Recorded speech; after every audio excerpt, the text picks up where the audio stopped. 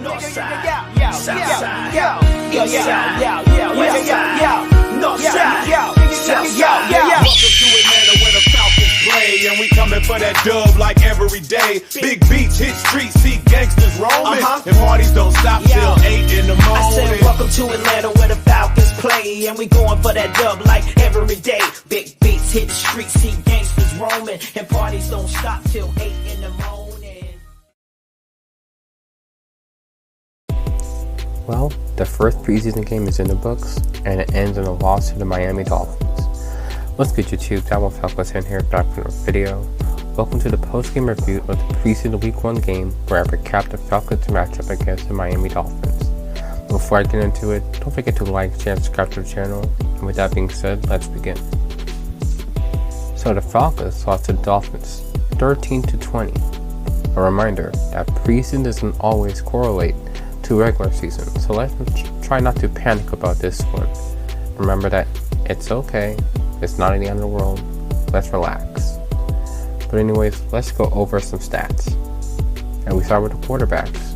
Michael Penix Jr., the rookie, he went 9 for 16 with 104 passing yards. No touchdown, no interceptions. Then comes Taylor Heinicke, who went 4 for 11 and 11 yards. And Nathan Rourke, who was recently released by the Falcons, he went for 3 for 13 and 37 yards.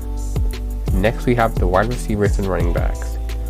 Jase McClellan led the team with 9 carries for 30 yards, but Carlos Washington stood out the most with his 16 carries for 25 yards and their only touchdown in the games.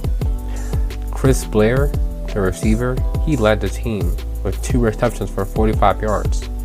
But Casey Washington, he seemed to make a name for himself with his 3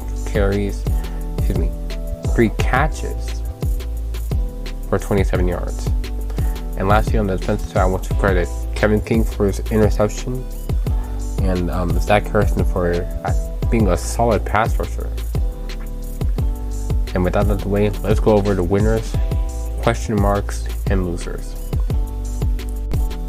Starting off with the winners. We have Michael Penix Jr. No surprise, he played exceptional despite a few overthrows.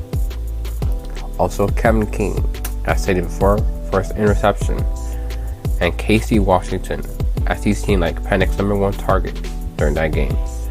Also an honorable mention to Carlos Washington for a solid performance, and Zach Harrison for being solid in that defense. For the question marks, I have to go with Raheem Morris's decision making. Why would you throw at the 1 yard line?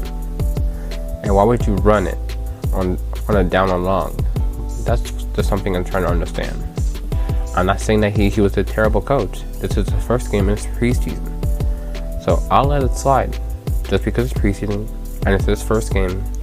But hopefully this is providing us a lesson on how to make better calls. And then lastly, we have the losers. Taylor Heinicke. No surprise here. Like, come on, man. What kind of a lousy performance was that? It was horrible. Next up is the defense in general. Where was the pass rush? Zach Harrison, he seemed to be getting to the quarterback. He created a lot of pressures, and that's what led to the interception. But other than that, there was no pass rush whatsoever. We had no sacks, which is very shocking. And lastly, we have the Miami Turf. This was a nightmare. We lost 3 players in Miami. Wide receiver Rondale Moore, he's out for the season. Brandon Trice, he's out for the season. And DeMarco Hellams, he's out for an extended period of time. We don't know when he'll be back. So yeah, it's a huge loss for us.